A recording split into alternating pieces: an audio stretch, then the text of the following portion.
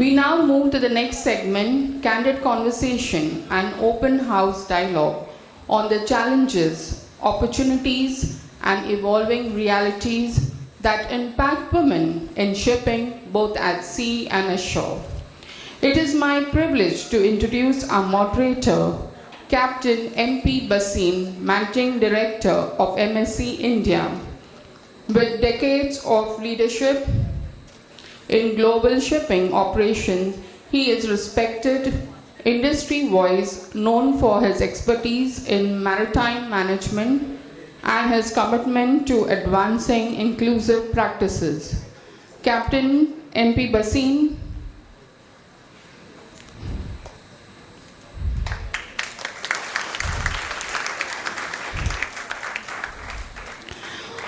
May I now invite our distinguished panelists to kindly join us on stage. Ms. Yukti Mittal, entrepreneur, educator, journalist. Ms. Janvi Kandalgaonkar, Director, City Transport Syndicate Private Limited. Ms. Madhuri Varade, FA and CAO, Mumbai Port Authority. Mr. Anand Tripathi, Resident Director, Amit University. And Ms. Priyanka Gupta, Director, Marine HR, Anglo-Eastern Ship Management.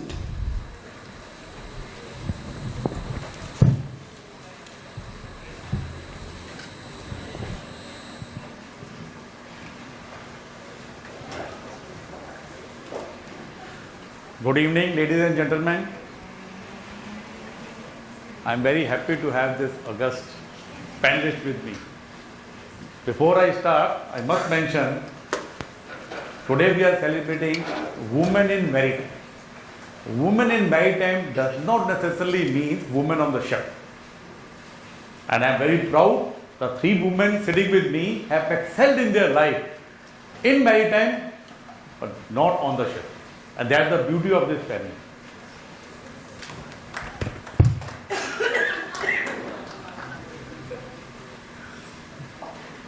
I was told not to go for lengthy introduction of the panelists.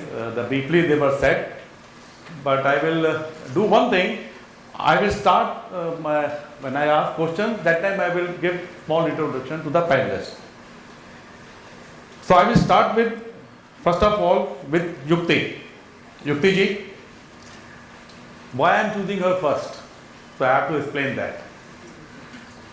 The panelist over here, remember when your child is in the school and he or she is in the class 11 or 12 or 10, what do the normal people, families do? What do the normal parents do or the child do? You go to a counselor. You go to a career counselor.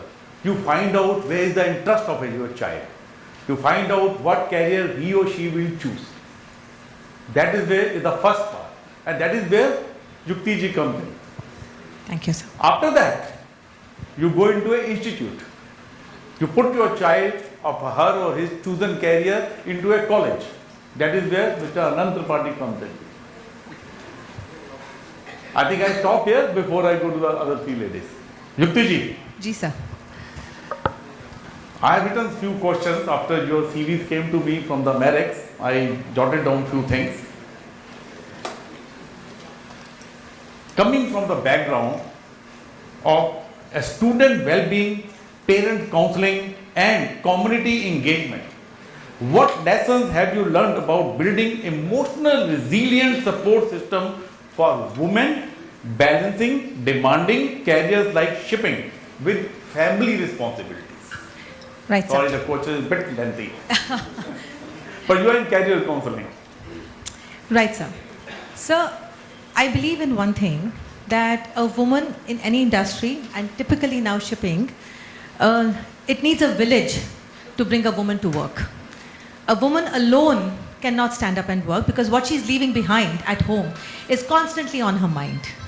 So there has to be a constant support system behind a bag for her not to worry what is happening at home. A whole village is required that she's not thinking behind. As a woman counselor, as a parent, also when I tell the parents that when you are coming here, whatever you're going to be teaching your children, it has to be without any gender-based thing, you know. So it has to be a very, very, very open thing, and the women have to have a complete support system at the back. Now, for example, my husband is on the ship, sir. When he goes on the ship for 6 months, he does not ask me, "Bachcho ne aaj kya khaya?" He does not ask me, "Bacche aaj kitne baje soye?" He does not ask me those questions, and so he can work 6 months at a stretch. But now, at the same time, I see when we women, when we go out to work, it is constantly at the back of our mind what we are going to go back home and cook for dinner. How have our kids finished their work, their homework, their lessons? So it needs a village, and the support system from the husband, from the families, the complete background needs to be in place. Very well said, Vikti ji. I think there is one lesson for the men. Do we really ask when we go कि बच्चों ने क्या खाया?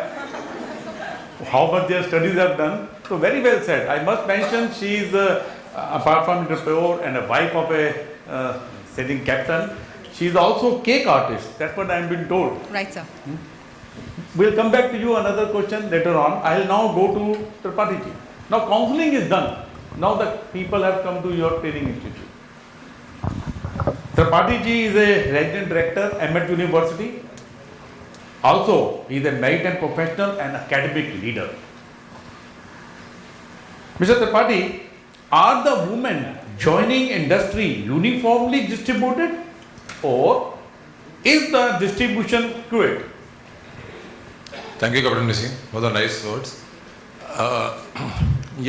My observation is that the distribution of the women employed in the maritime industry is skewed.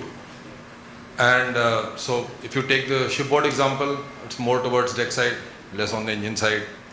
If you take the example of the people from the ports here, I guess it will be more on the administration, accounts, hospitality, and those kind of functions, compliance, and less on the field. I may be wrong.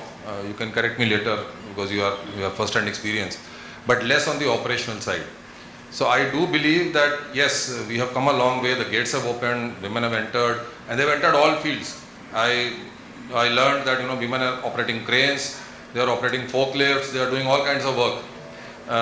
There may be also women stevedores now, but the percentage is skewed. To answer your question, I think they are still more on the office job, non-operational, non-labor intensive kind of jobs. Thank you, Anandji. Thank you. Let's go to our next leap in the career, to the ladies who are actually in the port sector, logistics sector, and then the lady looking after the women at sea. So first I will start with Janvi ji. Janvi is a third generation freight forwarder, custom broker with over 15 years of experience in navigating global trade. Dual master degree in financial analysis and business. She is also passionate foodie. Two ladies sitting on my left side, one is in the cake, on the left and the right side, and then she is on the passionate foodie. She also told me she is a proud mom to a curious and energetic 11-year-old boy whom she loves creating meaningful experiences. Let's see, Janvi ji. My question to you, how has the women participation changed in logistics over the last decade or two since you have been part of this trade? Thank you, Captain Basim. So as you pointed out, I joined the trade about over 16 years ago, and when I started, I distinctly recall being the only lady to join the organization. We had an all-male staff. We were custom brokers then, and freight forwarders as well. When I sat in any meetings, be it with clients, being with shipping lines, be it with NVOCCs, again, the only lady. Customs officers as ladies were a rarity, if not at all, Today, I have seen this gradually change. In my own organization, we have about 40 to 45% female employees. We have every meeting I sit in, I have female salespeople coming from shipping lines, coming from a few of you are here, coming from NVOCC backgrounds. There are additional commissioners and commissioners, not to mention superintendents as well, who are female customs officers. We have CFSs being run by an all-women team in Chennai, Maersk CFS. And I just think that we are going in the right direction. Equality, not yet, but we will get there. I'm very hopeful that we will get there. Port operations, CFS operations, we definitely need more female participation, which is headed in the right direction. So I'm very optimistic. Thank you. Thank you, Janvi ji. I carefully choose you first because the women actually came into shipping through the logistics sector first. And later on they transferred to the port sector. And that is where Madam Madhuri Varade, she is a financial advisor and chief account officer. Very big thing. In short, head of department of finance from Mumbai Port Authority. Earlier she was associated with Jawaharlal Nehru Port. Has wide experience of 27 years. Madhuri ji,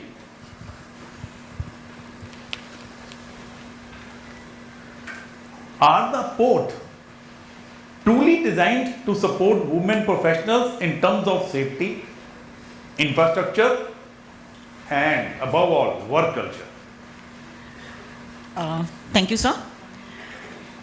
See, the port now, they are in a transiting stage. It's much improved as compared to past 20 years.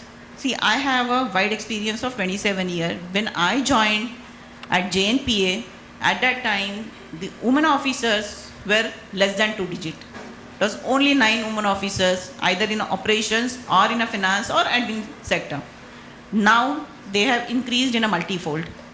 Currently, I am working with the Mumbai port, and Mumbai port, women participation is 18%. It's quite good participation compared to maritime industry and port industry. So yes, it's developing the inclusive of women.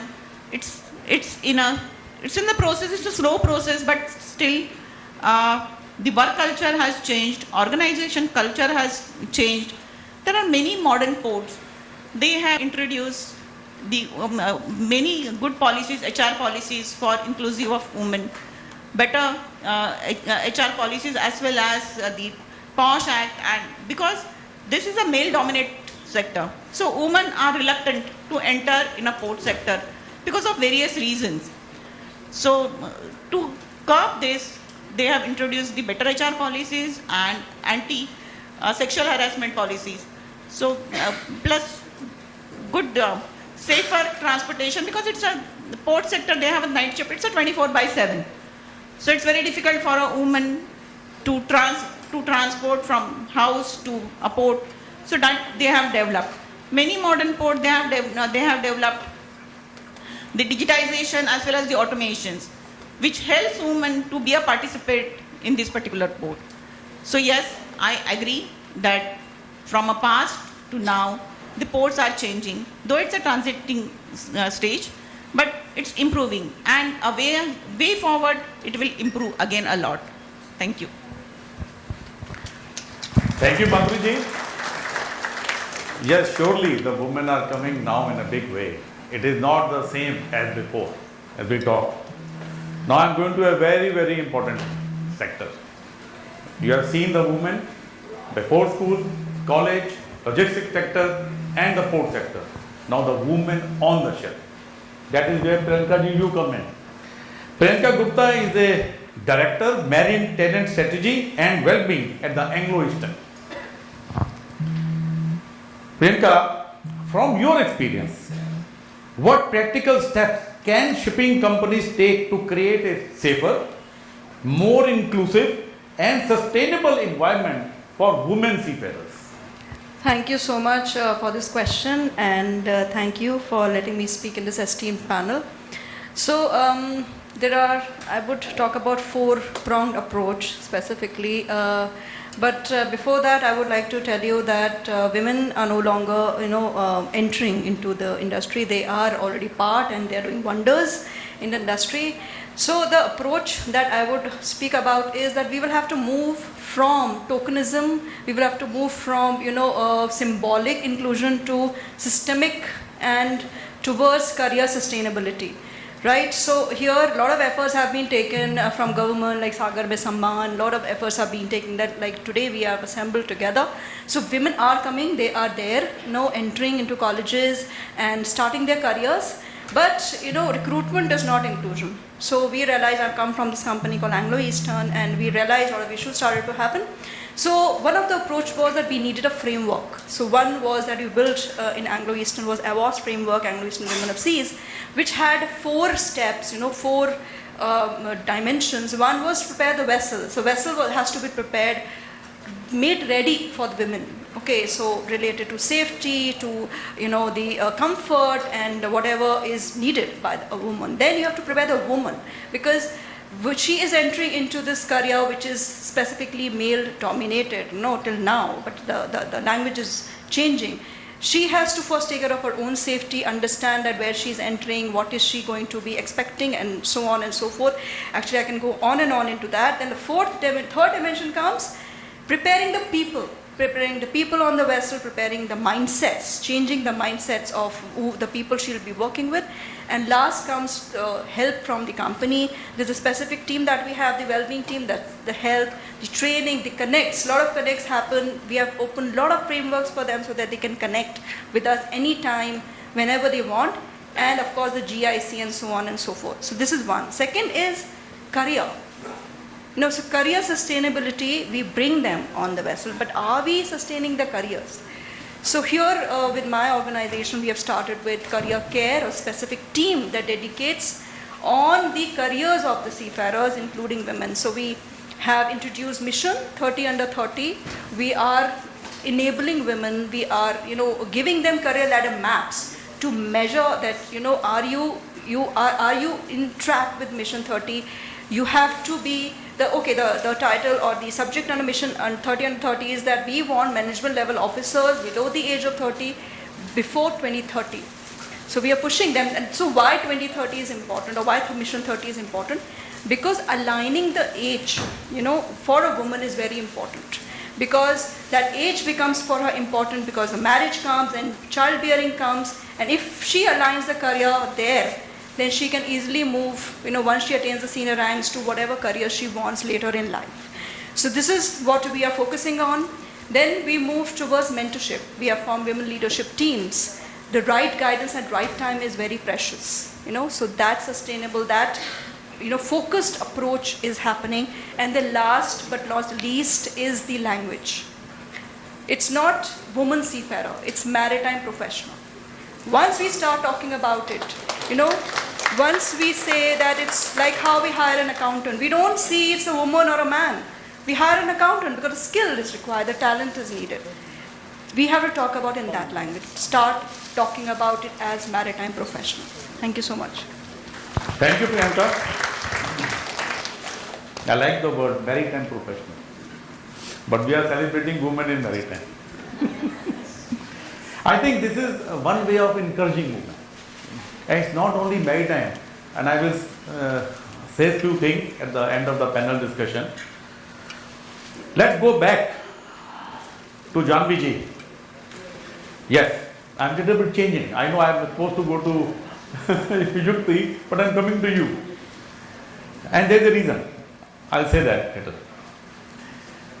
You are talking about the logistics sector. What are some of the changes you are seeing in the logistic industry that are encouraging greater participation and long-term growth opportunities for women? Okay, so I can see that there are changes at the government level as well as private levels. Let me talk about the government level first. So they have incorporated policies like POSH, where the work environment is more conducive for female employees. A lot of the private and public sector companies are incorporating this, and it is a mandate now, so that is for one.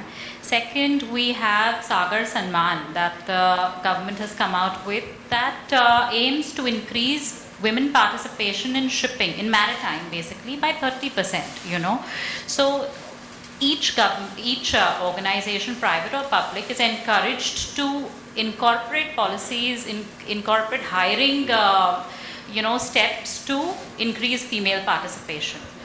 Now, when we come to private companies, previously when I started off, it was more of a CSR initiative, but now I think a lot of the private companies have started realizing that operational efficiencies are a lot higher when they have a balance between men and women workforce, attention to detail, lower job attrition rates, things like that, all these metrics, and there has been research on this, all points in the direction that there has to be a balance. You cannot have a workforce that has purely men, That is for one. Second, I think a lot of the associations, like be it FFAI, AMTOY, they have women's wings now. So they are encouraging women participation. They are calling women, no matter the level that they are in organizations, to come forth and put their views, just have discussions. They hold meetings with high-level customs officials where, they want women to talk. So giving a platform to women itself increases visibility, increases an awareness that there is scope, there is potential in this field. So I see that happening a lot. And not only that, even in terms of international organizations, there are networking forums purely dedicated, like there's Magenta, which is purely dedicated to female freight forwarders now, which wasn't the case a few years ago. So I think all these steps will, and thanks to social media, all these steps are bringing more women on the platform. They're creating a comfortable area for them to work.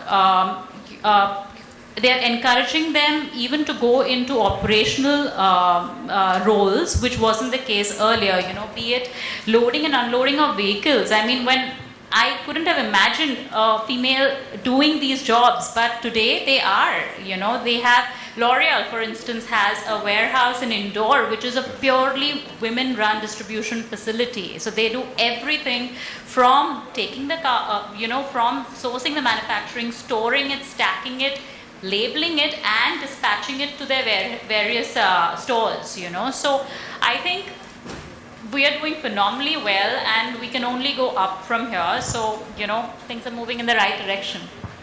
Thank you, Janvi. Now, before I go to Yukti, I wanted to ask this question to you, because I know, therefore we are talking, lot of changes have happened in the logistics sector, port sector. On the ship, it is in process. Yukti ji, you are back. Yes, sir. You give guidance, career counseling. Ji, sir. Now I have a question. What kind of counseling you will give to the parent and the child while he or she is choosing the career in maritime? What kind of counseling you will give? What kind of safety step or safeguard or whatever you want to say? Right, sir. So while choosing any career, for that matter, definitely maritime will hold more importance to this. But a family bonding, the parents' involvement, the parents being there is going to be a very strong part of it. As I would just talk about, I think Miss Wing Commander Alka Nupur just said that she thought of something, but her parents were not aligned to it initially. So the point here is, even if the parents are not aligned and they have agreed now because of the child's sake, everybody has to stay strong.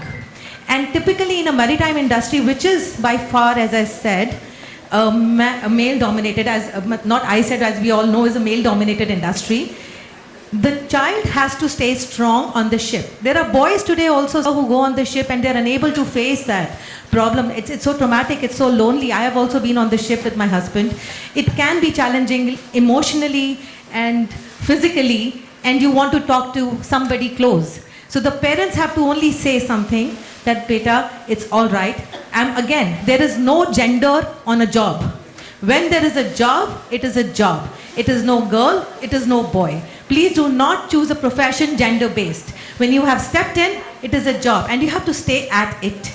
You have to stay at it, you have to do your best. If you're on the ship, then you have to be there with the best of your abilities, with the best of your capabilities, with the best of your intentions and high moral and high sensitivities to your own self.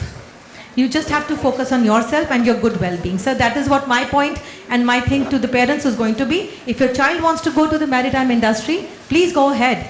But these are the pros, these are the cons. Choose it wisely. You should know the cons of this industry and you should keep it in mind if you are going to face one of these cons, that I had taken a decision knowing these cons. Thank you, Yukti. I think it's not only the maritime. As per I understand, women do face some kind of a resistance or bias in all industries. Absolutely, sir. It is not only maritime. That's what I said. It is in any industry. When you walk in, you will find those challenges anywhere, and this is your own feeling and the family support that it's all right. We are there with you. Goods, bads happen with everyone. Goods, bads happen with the boys. Goods, bads will happen with the girls. It's just that we should not highlight those problems. Yes, there are safety aspects. I am not going to, those are different. And as I said in the beginning, it takes a village for a girl, for a woman to work. It does not take only one girl to go and work. It will take a whole village. The community mindset needs to change. That it's not a gender-based job. It is a job. Please hire somebody basis the job description, basis their capabilities and not basis their gender. Thank you, Yukti ji. Anandji, before I come to you, I am going to Madhuri. Because the question I am coming, it will relate to all of them. Madhuri ji, what changes are needed to normalize women leading large-scale port and terminal operations? I will repeat. Changes needed to normalize women leading large-scale port and terminal operations. Sir, today we are finding many women, they are leading a terminal operation, but there are very few as compared to male. So what exactly is needed for women to see in a role where they are leading a major ports and leading a higher position? Operation basically. See, we are seeing the women, they are there in a port sector, in HR, administrations, finance, hospitality, compliance part, they are leading there. But they are not leading in a operations side and technical side. Because still till today we are thinking this operational is a male dominance. And men are only good into it and women they are not. They are not capable to handle the crisis situations, and it's a masculine job, so it's very difficult for a woman to go ahead and do it. So what exactly is needed is we should see a woman as a terminal operator handling a cargo handling, doing a job of marine engineering. So if we are seeing a woman in that particular phases, then it will help a young professional to choose this particular career. Now what we are seeing, a young professional, basically women, they are more emphasis on choosing a banking, IT, finance job rather than a port job because of its lower visibility. But if they are seeing a role model like this who are handling this terminal operation job or a cargo handling job or a vessel management job, then definitely they will encourage to join this sort of career in future. So that is the one thing. And secondly, when we are seeing any of the terminal director who is handling, we should not think of the inspiring to us. It should be a normal routine. So that taboo should not be there. That yes, she is a lady and she is handling. Rather than we have to. It should not be a gender bias. Secondly, for leadership, it's very important to have inclusiveness. here in a port culture, because since it is coming from the ports are built for accommodate male participant. So we have to develop the proper infrastructures which can inclusive women. There are many equipments as well as the dock area. So safety, the isolated dock area, so safety is a major concern. So there can be a CCTV or a access control management that can help a woman for a more participation and a leading role. Again, one of my participants has said about the sustainability. So it's very difficult. The women, they are joining a sector, but they are leaving in a midway. Why? Because either there is no transparent promotional policies, or it is very difficult, or the facilities, infrastructures is not there for them to sustain.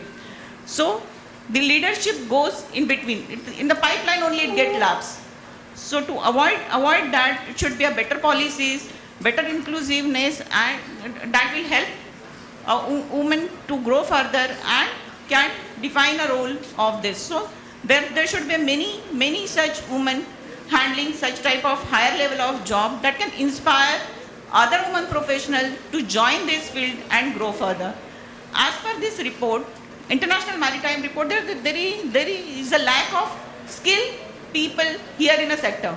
So by 2026, they required some 90,000 skilled people. So it's a great opportunity for a woman to come forward and join this sector for their betterment.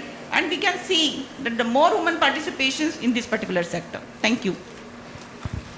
Thank you, Madhu. Very well said, well detailed. And I like the one what you said that now there is modernization in the port and the more and more women are joining. Let's go back to the Patiji. The Patiji, you handle children in the college, whether they are doing deck stream course or the sea or engine stream course, and I'm also given to understand you also run logistics and supply chain in your institute for the short people. And that's why I wanted to come to you after these two ladies have spoken. My question, please, is harassment or intimidation as an issue addressed sufficiently, or are there aspects which still needs attention? Thank you for the question.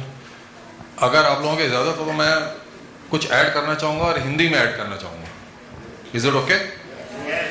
I think हम सब लोगों ने जिन्होंने हिंदी पढ़ी है उन्होंने एक कविता पढ़ी होगी, वह तोड़ती पत्थर, देखा मैंने उसे इलाहाबाद के पथ पर, करती बार बार प्रहार अट्टालिका प्राकार, गर्द चिनकी छा गई प्रायः हुई दोपहर.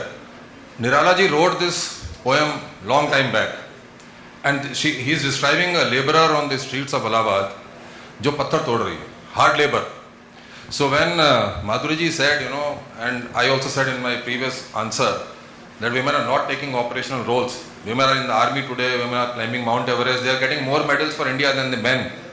And there is no question of physical fitness, they can do anything. So that's just to add, and I just wanted to quote this poem. It will remind us that they were always there in the workforce, right? Maybe not on the higher positions. Coming to your question, sir. Yes, in our MTI, yes, we do have a logistics course as well. Harassment is harassment, whether it is ashore, whether it is on board. But the treatment the shipboard harassment requires is a little bit different. And I will take an example here, and we are a very knowledgeable audience here. I will pose a question. If we get an answer, we are there. If we don't, we are not there. So let me give you a simple case. We did this case study in IMET, in my university. We had a panel discussion where there were maritime lawyers. And the case study was as follows. There is an Indian woman seafarer, cadet or higher, doesn't matter, working on a flag of convenience ship which is sailing in international waters, and she is harassed by a foreign national, it can be Ukrainian, anybody, not to name anyone, right, in international waters. Now she wants that this fellow should go to jail. I know the industry has done a lot, and each company has its own policy on harassment, but I didn't get an answer on this panel discussion. This happened about a year back.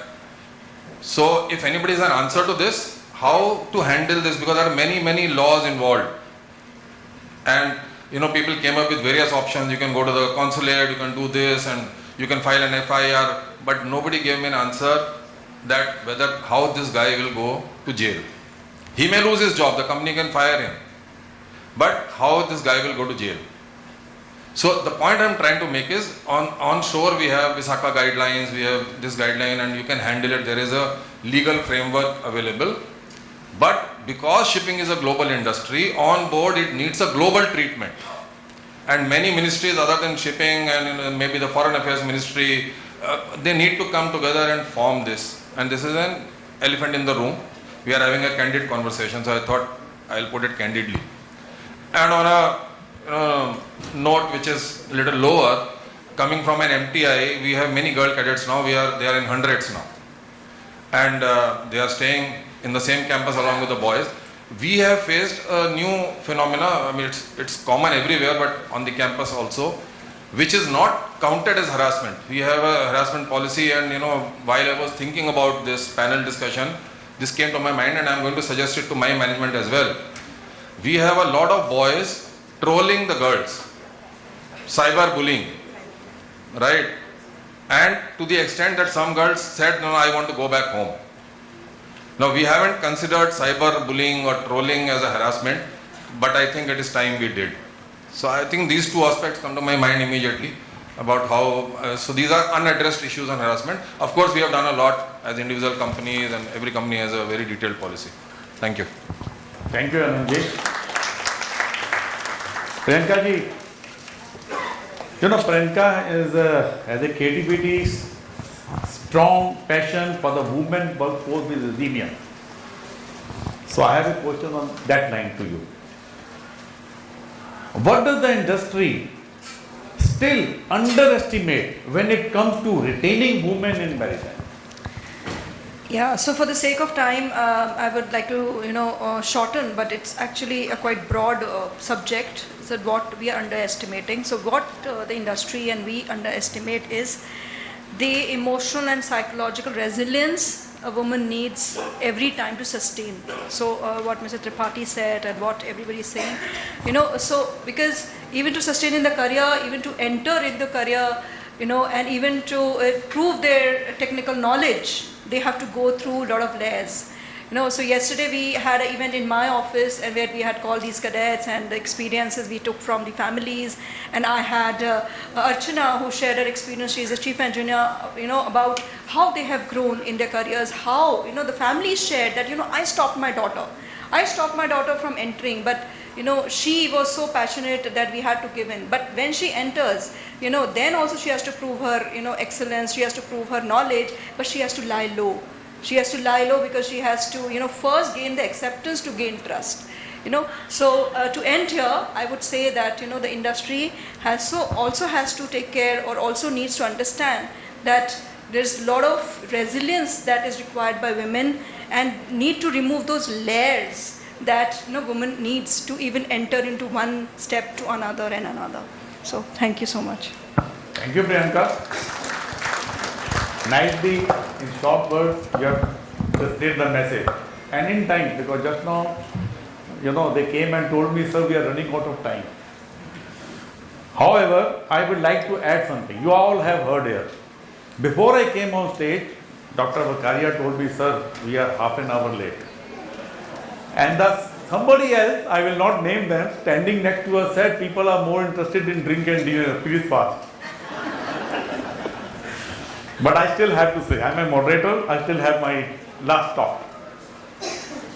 In the inauguration session, Madam Nathan, she spoke about man destiny. She has worked in UN, with ILO. She said there is a man destiny. The men dominate most of the careers or most of the industries. And women are breaking that. The man destiny is broken. And I firmly believe it is the women who have made their voices. They should come in the front and contribute and motivate the ladies. And the example is our Air Force commander. I will just go to her name. Her name is Alka Nupur. What did she say? You know, I have a habit of writing. Whenever somebody says something, I keep writing. She said one beautiful line. She said, she says to all ladies, whenever you look at the mirror, you say to yourself, I am not only good enough, I am more than enough. Yes. Fantastic, Alga ji. Today we saw some more ladies coming here, Mrs. Aptabi. I have known the family. Whenever I go to their home, I get good mutton biryani. You know, these are the examples of the ladies, how with the hardship they have come out, handling the families when the husband is on board or when they are going on board, coming back, looking after the children education, and then doing the business side by side. Today she has reached this stage because she has the will inside. That is what is needed in a woman. I just saw Mrs. Vakil sitting here. You know, there are two things common in Mrs. Vakil and me. Number one, she loves neem tree. Number two, she loves her husband. I also love her husband.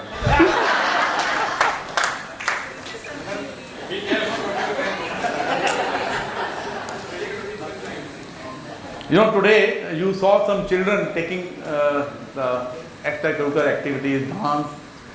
There was a girl, Richa Lal. She is the daughter of Captain Lal. First she did the Kathak alone. If you go to Google and you find out, you will be surprised to know Kathak was usually by men only. It came out in northern India and only men used to do it. And later on it went into the women. And now you find that. And next dance she did with her mother.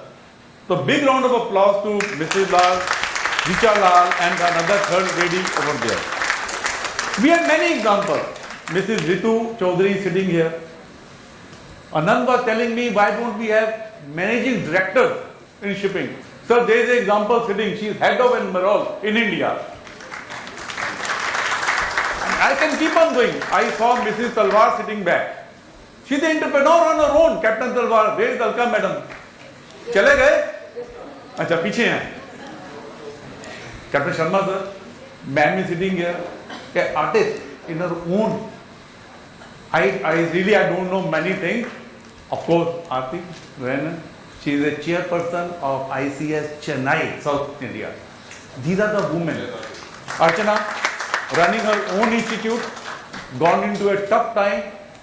These ladies should come in the front and speak to the ladies and motivate them. Girls don't need any specialty. They don't need anything out of the way. They just need to be treated equally. That's all. There's nothing more than that. Thank you very much, all the panelists. Thank you so much for the enlightening thing. And I hope we are within the time. Yes, Captain Basim, thank you so much. Before we end this panel discussion, we can take only 2 questions. So I would really limit it to only 2 questions. Can Captain Philip Matthew get a mic, please?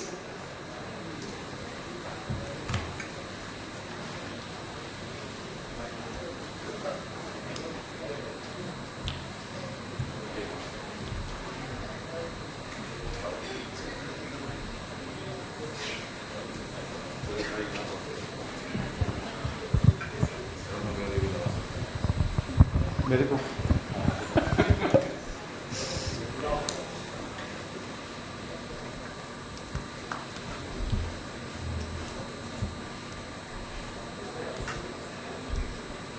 नहीं चल रहा? Not working? Yeah, good evening, everybody. Wonderful 2 sessions. Well, basically, my question is actually to Mr. Anand Tripathi, or it could be answered by Ms. Priyanka Gupta or Captain Basim. Well, the Women in Maritime Celebration Awards originally originated from IMO to attract more female seafarers into our profession. Yesterday I learned that the global average is 2% and India is already at 2% levels as far as women seafarers are concerned. What is very attractive about this is that India has come to this global average very fast. We were just below 0.002% when it started few years back. We have reached the 2% level. Now, in my opinion, to reach 5 or 10% for India in the next few years is not a very difficult task. We are already having at all our institutes more than about 5% or more, major institutes, females. Now, you said about the skewed distribution of 2%. Well, sure jobs are different. Sure jobs, there are like Vishaka guidelines are there, ICCs are there in various organizations. But as somebody mentioned in the earlier panel, I feel that sea and ships are the safest environment, especially in the Indian context where Indian seafarers are there. We haven't heard of any major incidents unlike unfortunately the Maersk ship which happened a few years back, which led to various amendments coming up in Chapter 2, Chapter 3, Chapter 6 of the STCW. In India, free concessions are given to the lady candidates coming at training institutes. There are various special facilities given, and very good news is many companies are looking for women seafarers to come into the profession. Now, what are we lacking? We are not able to get sufficient number of females to come into our profession. What can we do about it? We need organizations, the women's organizations, to come forward, work jointly with the companies if it is possible, work jointly with organizations like MTT in the DG shipping and promote this profession. Can this be done? Can we debate on that? Of course, wonderful speech we had from Ms. Alka Nupur, Wing Commander, which Basin said. I would repeat that. And also I appreciate the maritime profession as against gender bias, which we say male and female seafarers. Well, I would only request that if we can involve in such type of programs or we can stretch out to various parts in India. What do? We should develop a strategy to attract more people into the profession where they are welcome. Thank you so much. So if you can give any opinion on this, Anand Tripathi ji or Basin or Ms. Priyanka Gupta. I'll try to give you an answer and she can help me out. So when you mentioned 2%, I also saw the statistics yesterday. Many of those 2% are in the cruise lines. They are not on the actual cargo side, deck and engine side. So there we still have a way to go. And luckily I was part of the MUI discussions on the 12th, where partly your question was answered, that the gates are open now. There is no barrier, and as Priyanka said, recruitment is no longer an issue. And most of the shipping companies which come to my campus, for example, for recruitment, they do prefer women candidates, and there is no differentiation today. So it is not, in fact, there are many sponsored girl candidates, and that is one of the attractions to get more girls. But what is lacking, and which one of the cadets brought out in the MUI discussion, was awareness in Tier 2 and Tier 3 cities. That particular cadet was from Ganpat and she was from Darjeeling. And she said that I am a living example that, Tier 2, Tier 3, this DG's efforts, and I know, other people have also done this awareness campaigns. So awareness is there, but it is still low. Much more needs to be done as an industry. By and large, I have been 30 years in the industry now, more than 30 years. My experience, and I've been in the marketing function in BSM earlier, and my experience has been that we do not brand our industry enough. Our industry comes into the news on the television only when there is a penguin dipped in oil and coming out, and that is the picture which the larger public gets.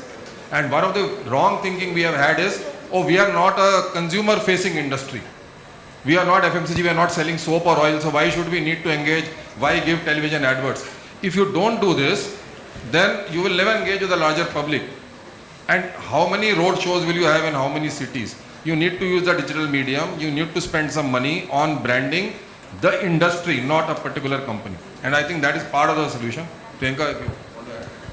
I think you have answered the question. I just want to add one thing that that India has reached 2%. So if you talk about aviation, globally I think the percentage is about 3 to 4%. But India, if you see, it is 13 to 14%, and we are the role model for it. So we are the role model for the world, and I think soon maritime industry is going to have that kind of representation from women. What is lacking is, again, if you talk about aviation, there's structured career paths, the visibility is there, and the safety and so on and so forth, which is also coming up in industry, and women are going to come to know about this career, this rewarding career. I think the global average of seafarers percentage is shrinking, and we have to tap the 50%, because to reach to that need tomorrow, we have to bring women. Okay, so these consistent efforts, sustainable efforts are needed. Everybody who are there, part of the industry, they need to do structured propagation of this career. And what Mr. Anand Tripathi said, we are not actually talking about this openly, we are not advertising about it. It's very, very much needed on this platform. So I think we are going to reach it. Thank you. Thank you. I think we can, if there's no more question, then we can proceed with the following program. I now invite Ms. Ritu Chaudhary of Enummerol to please come up and felicitate the panelists. While Ritu madam is walking, I just want to add something. Rituji, aap bhi suniye. On the NGI, when they celebrated the day, and Anand just now mentioned that, there was a girl student, and she was asked, answer from Philip also, ki what more you can do, what needs to be done for the women to come in. And you know what she said? I have joined Merchant Navy, that itself is a contribution. So think of the way the girl said. And that is why I say all the ladies should come out and speak more about it. Thank you. Thank you. Captain N.P. Basin.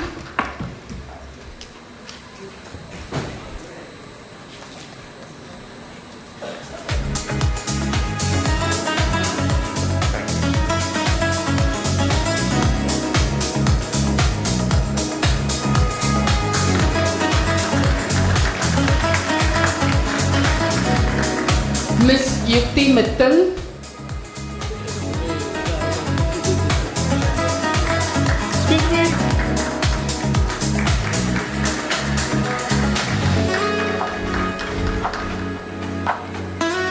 Miss Janvi Kandal Kaunkar.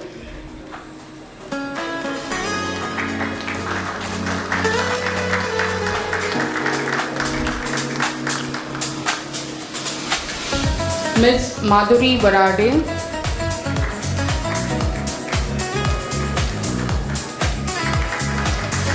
Mr. Anand Tripathi.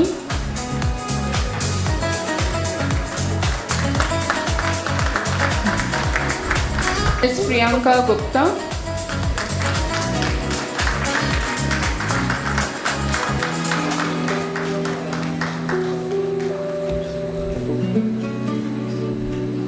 Please come forward for a group photograph.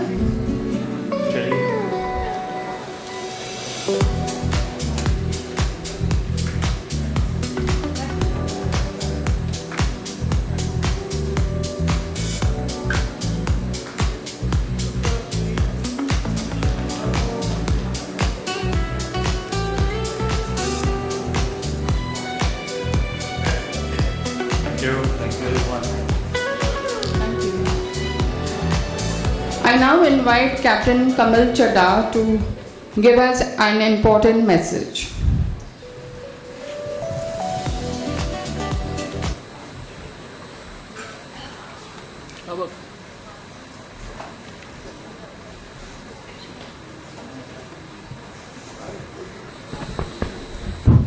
Yeah, good evening, friends.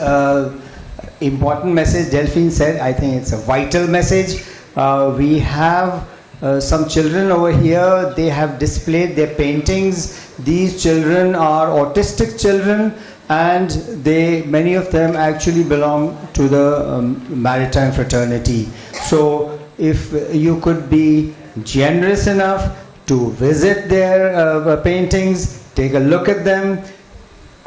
Buying one would be very nice, but even a kind word would be good. So please, I request you all to please go in there, talk to the children and see what they have put in pictures. Perhaps you like something and you might want to buy one. Most welcome. And there's Captain Anthony Fernandez over here. He's looking after that little arrangement over there and the children. And his son is also an autistic child, and that's how he's taken this initiative in a great way. So kindly, please, kuch kijiye. Thank you. Thank you. As this memorable evening draws to a close, I now invite my colleague, Dr. Radhika Vakaria, to kindly deliver the vote of thanks.